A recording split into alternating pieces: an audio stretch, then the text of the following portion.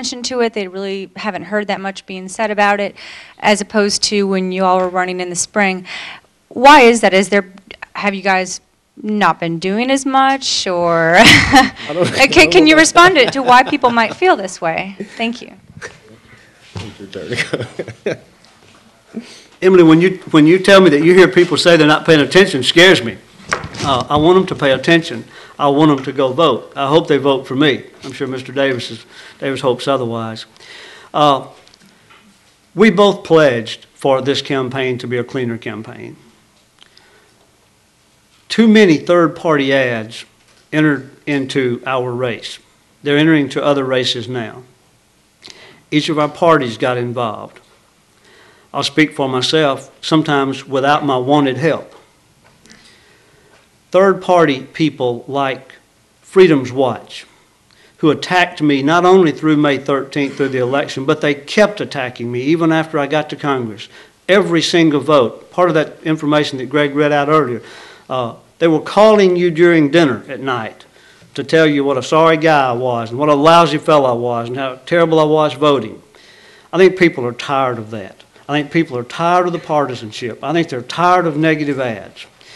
We're trying to run a campaign just like the campaign that we ran in the spring, a campaign that was about building people up and not tearing people down, a campaign that was about moving North Mississippi forward and not moving it back.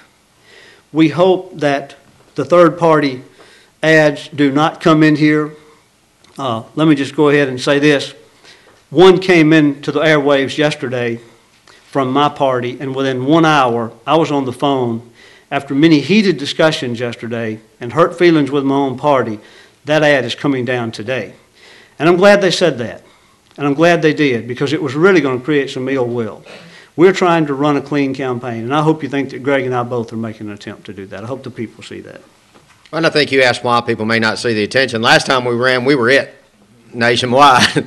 There wasn't anything else happening in the country. There's another race that's going on that's probably gaining a little bit of attention with the debate going on tonight about that. So that may be why they're not hearing so much about our race. And, of course, you've got the Senate race going on also.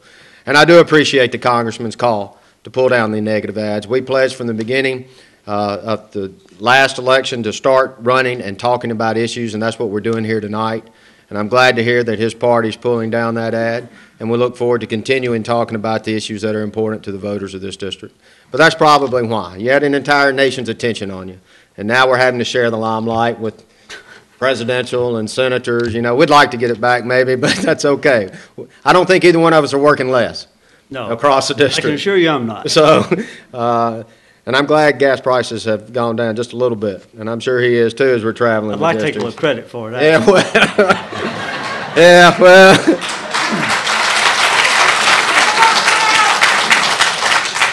But yeah, I think we've both been out there talking to voters and listening what's on their mind. Follow up, Mr. Childers? I think that said it all. Yeah. Greg's right. We were the only game in town in May, only game in the country. I will tell you, I was surprised by a lot of things in that election, but I was surprised that how much national attention that it got, Emily. I was surprised that we were in newspapers from coast to coast. I never realized that when we first started this. And I guess I appreciate the fact that maybe North Mississippi was deemed newsworthy and that it did get that attention. I do hate that the negativism was as strong as it was. And we only have 20 days left, and we're pledging right here before you all to try to keep it clean.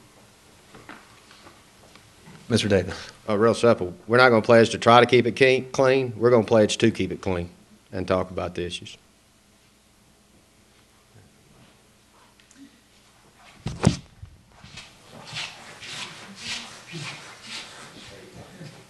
I'm Paul Quinn from the Clarion Ledger, and I wanted to find out, how did it get so nasty the first time around, and how did y'all get together and decide that y'all were gonna end it when y'all are fighting each other at the same time? I think we told you how it got that way in the front end, and that was because a lot of things were out of our control from third-party individuals that came in.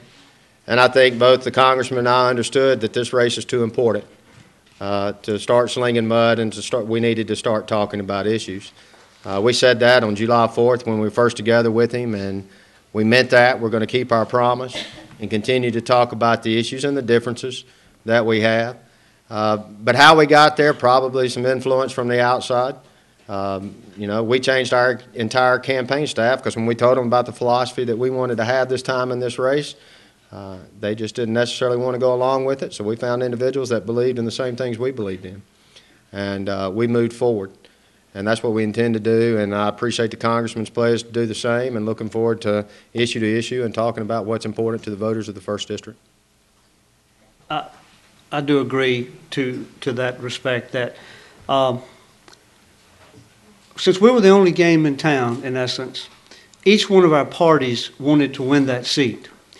The seat, and you well remember, then Congressman Wicker had held this seat for 13 years as a Republican. Prior to that, the Democrats had held it through one of my heroes, Jamie Whitten, for 53 years. I think both of those parties, mine included, thought that that seat belonged to them. The seat doesn't belong to a national party. I think I clearly understand that.